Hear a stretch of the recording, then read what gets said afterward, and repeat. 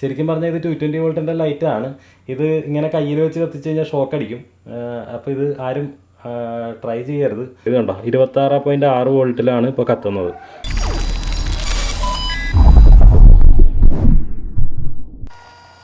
Hi guys, അഴിച്ചുകൊണ്ട് പുതിയ എപ്പിസോഡിലേക്ക് എല്ലാവർക്കും സ്വാഗതം. ഇന്ന് നമ്മൾ ചെയ്യാൻ പോകുന്നൊരു വീഡിയോ LED ബൾബുകളെ കുറിച്ചാണ്. അപ്പം പല യൂട്യൂബ് ചാനലുകളിലും LED ബൾബ്, അടിച്ചുപോയ LED ബൾബ് എത്രയും പെട്ടെന്ന് റിപ്പയർ ചെയ്തെടുക്കാമെന്നൊക്കെ പറഞ്ഞിട്ടുള്ള ഒരു വീഡിയോസ് പലരും കണ്ടു കാണും.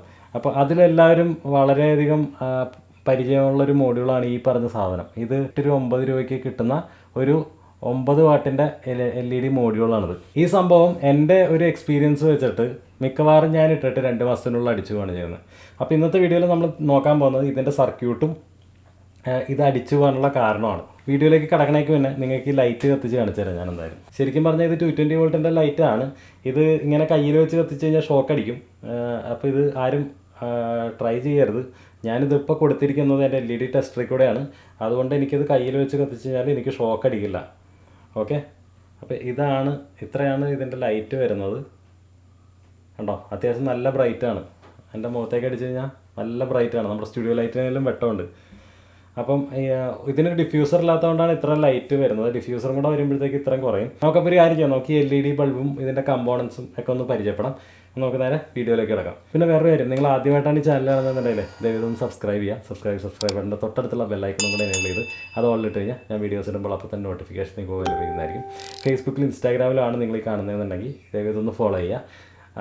അതേമാതിരി തന്നെ എന്തെങ്കിലും കമൻസോ സജഷനൊക്കെ ഉണ്ടെങ്കിൽ താഴത്ത് കമൻറ്റായിട്ട് ഇടുക കേട്ടോ. അപ്പോൾ നമുക്ക് ഇതിൻ്റെ കമ്പോണൻസ് ഒന്ന് പരിചയപ്പെടാം.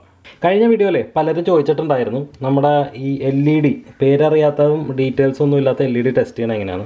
അപ്പോൾ ഈ ഇതേമാതിരത്തെ ഒരു LED ടെസ്റ്റർ എന്ന് പറഞ്ഞൊരു ടൂള് കിട്ടും. ഇതിനങ്ങാണ്ട് ഒരു വില വരുന്നുള്ളൂ.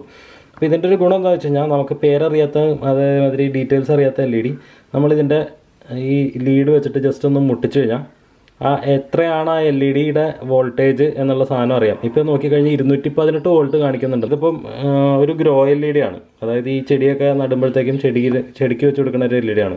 എനിക്കിതിൻ്റെ ഇത് അറിഞ്ഞൂടാ, ചൈനയിൽ നിന്ന് വരുത്തിച്ചാണെങ്കിലും എനിക്കിതിൻ്റെ ഡീറ്റെയിൽസ് അറിഞ്ഞൂടാ. ജസ്റ്റ് ഞാൻ ഈ സാധനം വെച്ച് മുട്ടിച്ച് കഴിഞ്ഞ് കഴിഞ്ഞാൽ നിങ്ങൾക്ക് അതിൻ്റെ ഡീറ്റെയിൽ അറിയാം. ഇത് കണ്ടോ 26.6 വോൾട്ടിലാണ് ഇപ്പോൾ കത്തുന്നത്. അപ്പോൾ ഇത് 32 വോൾട്ട് വരെ എടുക്കുന്ന LED ആണ്. ഇതിൻ്റെ നോമിനൽ വോൾട്ടേജാണ് ഇപ്പോൾ ഈ ഏറ്റവും കുറഞ്ഞ വോൾട്ടേജിലാണ് ഇതിപ്പോൾ കത്തുന്നത്. കണ്ടോ, ഗ്രാജുവലായിട്ട് അത് റാമ്പ് അപ്പ് ചെയ്ത് 27.4 ആയിട്ടുണ്ട്. അപ്പോൾ ഈ ഒരു ടൂൾ വെച്ചിട്ടാണ് ഞാൻ LEDകൾ ടെസ്റ്റ് ചെയ്യുന്നത് കേട്ടോ. ഇപ്പോൾ LEDയുടെ വാട്ട്സും പവർ ഫാക്ടറൊക്കെ ഒന്ന് അറിയണമെന്നുണ്ടെങ്കിൽ നമുക്ക് ഹോപ്പി മീറ്ററിൽ ഞാൻ LED കുത്തിയിട്ടുണ്ട്.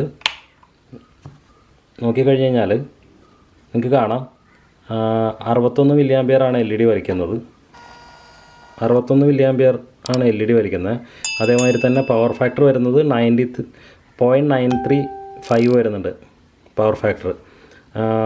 അതേമാതിരി വാട്ട്സ് വരുന്നത് 11.5 വാട്ട്സാണ് ഈ LED ടോട്ടലായിട്ട് എടുക്കുന്നത്, ഡ്രോ ചെയ്യുന്നത്. മാർക്കറ്റിൽ ഇതേപോലത്തെ പലതരം LEDയും അവൈലബിൾ ആണ്. ഇത് കണ്ടോ, ഇത് ഡയറക്റ്റ് 220 വോൾട്ടിൽ കൊടുക്കാം, ഇത് ഡയറക്റ്റ് 220 വോൾട്ടിൽ കൊടുക്കാം, ഇതും കൊടുക്കാം.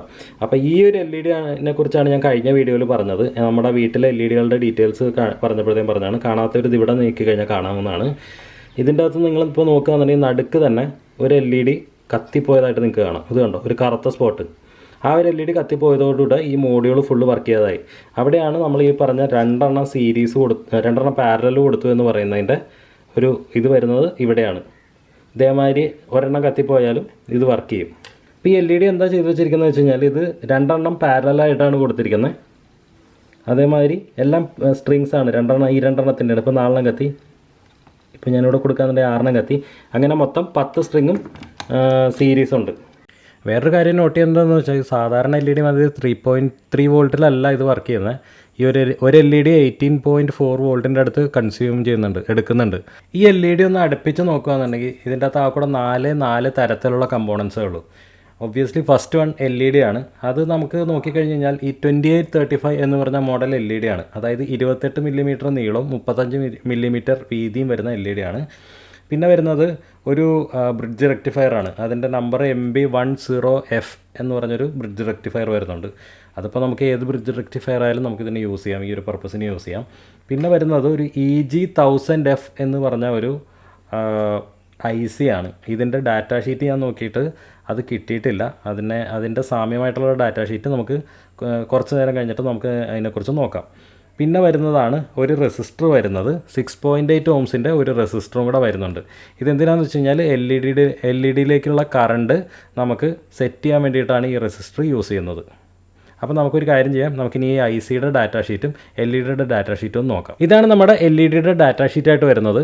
ഇതിൻ്റെ അകത്ത് നിങ്ങൾക്ക് കാണാം മോഡൽ നമ്പർ 2835 ആണ്. 2835, അതായത് 28 മില്ലിമീറ്റർ നീളവും 35 മില്ലിമീറ്റർ വീതിയാണ് ഈ എൽ ഇ ഡിക്ക് വരുന്നത്. അതുകൊണ്ടാണ് 2835 എന്ന് വരുന്നത്. 0.5 വാട്ട് വെച്ചിട്ടാണ് ഒരു എൽ ഇ ഡി വരുന്നത്. 0.5 വാട്ട് നോട്ട് ചെയ്യാനുള്ളത് 0.5 വാട്ടാണ്.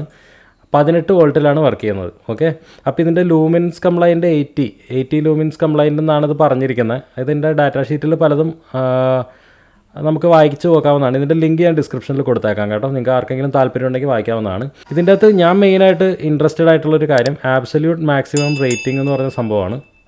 ഇതിൻ്റെ അകത്ത് T soldering T I = 25 degree Celsius എന്നൊക്കെ കൊടുത്തിട്ടുണ്ട്. അതേമാതിരി ഫോർവേഡ് കറണ്ട് എത്രയാണ് മാക്സിമം കറണ്ട് എടുക്കുന്നതെന്ന് വെച്ചാൽ 30 മില്ലി ആംപിയർ ആണ് കേട്ടോ. Peak forward current 40 milli ampere. 30 milli ampere ആണ് നമ്മൾ കറണ്ട് എൽ ഇ ഡി വലിക്കുന്നത് കേട്ടോ. അതേമാതിരി പീക്ക് ഫോർവേഡ് വരുന്നത് 40 മില്ലി ആംപിയർ, അതായത് 10 മില്ലി സെക്കൻഡ് വെച്ച് 40 മില്ലി ആംപിയർ കൊടുത്താലും കുഴപ്പമൊന്നും വരുന്നില്ല. Power dissipation 720 milliwatt. അപ്പോൾ ഇതാണ് നിങ്ങൾ നോക്കേണ്ട കേസ്. 30 മില്ലി ആംപിയറാണ് എൽ ഇ ഡി വരുന്നത്. പിന്നെ ഞാൻ നോക്കുന്നത് ലൂമിൻസ് ഒന്നും നോക്കുന്നില്ല. 18.2 to 18.7 വോൾട്ടേജാണ് വരുന്നത്. ലൂമിൻസ് ഫ്ലക്സ് വരുന്നത് 60, 65, 65, 70 ലൂമിൻസ്. ഒരു എൽ ഇ ഡി 70 ലൂമിൻസാണ് വരുന്നുള്ളൂ കേട്ടോ. EG1000F എന്ന് പറഞ്ഞ ഐ സിയുടെ ഡാറ്റാ ഷീറ്റ് സെർച്ച് ചെയ്ത് വന്നപ്പോൾ കിട്ടിയതാണ് NUD4011 എന്ന് പറഞ്ഞൊരു ഐ സി. ഇതിൻ്റെ പിൻസ് എല്ലാം കറക്റ്റാണ്. അതേമാതിരി തന്നെ ഇതിൻ്റെ ഔട്ട്പുട്ട് പിന്നുകളെല്ലാം കമ്പാറ്റബിൾ ആണ്. അപ്പോൾ എനിക്ക് തോന്നുന്നത് ഈ ഐ സിയുടെ ഒരു ചൈനീസ് ക്ലോണാണ് നമ്മുടെ ഐ സി എന്നുള്ളതാണ് നോക്കുന്നത്. അതേമാതിരി തന്നെ ഈ REXTയും VINനും ഇത് സംഭവം മാച്ചിങ് ആയിട്ട് വരുന്നുണ്ട്. രണ്ട് ഐ സിയുടെ മാച്ചിങ് ആയിട്ട് വരുന്നുണ്ട്. അപ്പം നമുക്ക് ഈ രണ്ട് ഐ സിയും ഏതാണ്ട് ഒരേമാതിരി തന്നെയാണെന്നുള്ളത് നമുക്ക് നോക്കാം. അപ്പോൾ നോക്കിയിരിക്കുന്നത്, ഇപ്പോൾ നമുക്ക് നേരെ സർക്യൂട്ടിലേക്ക് പോകാം. സർക്യൂട്ടാണ് നമുക്ക് നോക്കേണ്ടത്. സർക്യൂട്ടിൽ പറഞ്ഞിരിക്കുന്നത് പിൻ 1ൽ നിന്ന് പിൻ 3ലേക്ക് ഒരു റെസിസ്റ്റർ വേണം. ആ റെസിസ്റ്ററിൻ്റെ വാല്യൂ കാൽക്കുലേറ്റ് ചെയ്യാനാണ് പറഞ്ഞത്.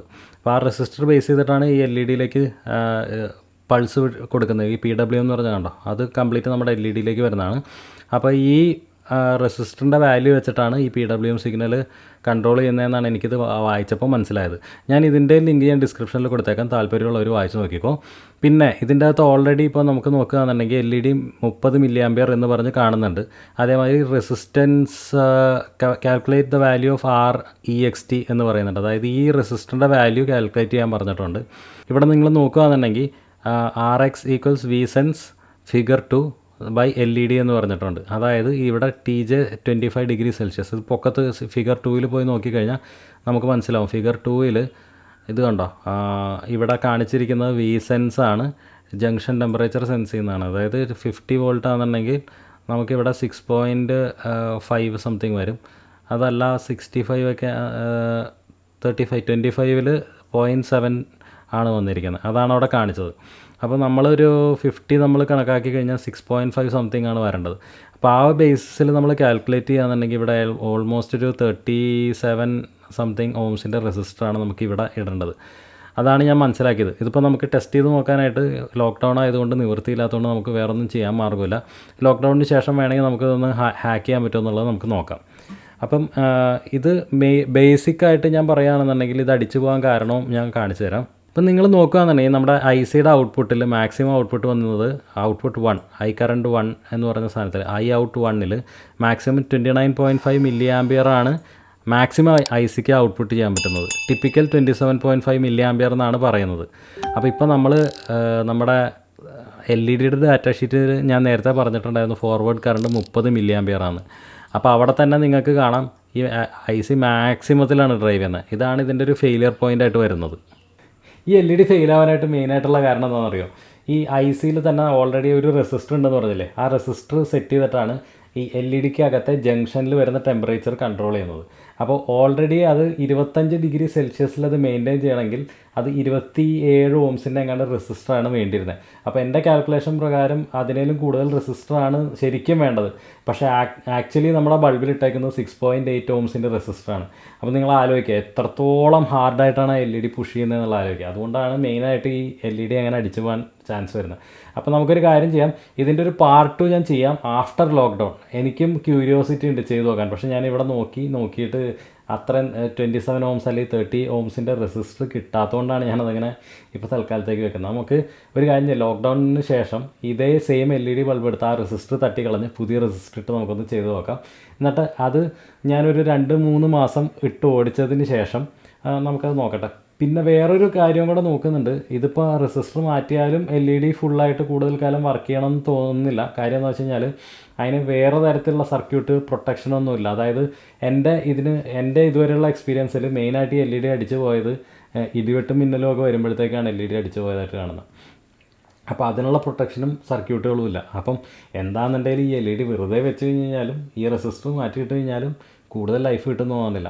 അപ്പോൾ എൻ്റെ ഒരു സജഷൻ എന്താണെന്ന് വെച്ച് കഴിഞ്ഞാൽ ഇതേമാതിരി ചീപ്പ് സാധനങ്ങൾ, ഈ 8 രൂപ 9 രൂപയുടെ സാധനങ്ങളാണ് എന്ന് പറയുന്ന ഐറ്റം മാക്സിമം ഉപയോഗിക്കാതിരിക്കാനാണ് ഞാൻ പറയുള്ളൂ. കാരണം പിന്നെ 8 രൂപ കൊടുത്ത് സാധാരണ 10 രൂപയ്ക്ക് ഒരു ബൾബ് മേടിക്കണ മാതിരി 8 രൂപയ്ക്ക് ഒരു LED കിട്ടുന്നു എന്നുള്ളൊരു ഇഫക്റ്റ് മാത്രമേ ഉള്ളൂ. പക്ഷേ 10 രൂപയുടെ ബൾബ് നിൽക്കുന്ന അത്രയും കാലം ഈ 8 രൂപയുടെ LED നിൽക്കില്ല എന്നുള്ളതാണ് അതിൻ്റെ ഒരു ഫാക്റ്റ്. അപ്പോൾ ഇത്രയേ ഉള്ളൂ ഇന്നത്തെ വീഡിയോ ഇഷ്ടമായി കാണുമെന്ന് പ്രതീക്ഷിക്കുന്നു. കുറച്ച് പേർക്ക് ദഹിച്ചിട്ടുണ്ടാവില്ല. അപ്പോൾ ഇഷ്ടമായിട്ടുണ്ടെങ്കിൽ ദയവായി എല്ലാവർക്കും ആയിട്ടൊന്ന് ഷെയർ ചെയ്തിടുക, ഒരു ലൈക്ക്, എന്തെങ്കിലുമൊക്കെ ആയിട്ടൊരു കമൻറ്റ് ഇടുക. ഇതുവരെ ചാനൽ സബ്സ്ക്രൈബ് ചെയ്യാത്ത ആൾക്കാരാണെന്നുണ്ടെങ്കിൽ ഒന്ന് സബ്സ്ക്രൈബ് ഉണ്ട്. തൊട്ടടുത്തുള്ള ബെല്ലൈക്കണും കൂടെ എനേബിൾ ചെയ്ത് അത് ഓളിലിട്ട് കഴിഞ്ഞാൽ ഞാൻ വീഡിയോസ് ഇടുമ്പോൾ അപ്പോൾ തന്നെ നോട്ടിഫിക്കേഷൻ നിങ്ങൾക്ക് മൊബൈൽ ലഭിക്കുന്നതായിരിക്കും. ഫേസ്ബുക്കിലും ഇൻസ്റ്റാഗ്രാമിലും ആണ് നിങ്ങൾ കാണുന്നതെന്നുണ്ടെങ്കിൽ ഒന്ന് ഫോളോ ചെയ്യാൻ മറക്കല്ലേ. അപ്പോൾ അടുത്തൊരു വീഡിയോയിൽ കാണുന്നവരെ ബൈ.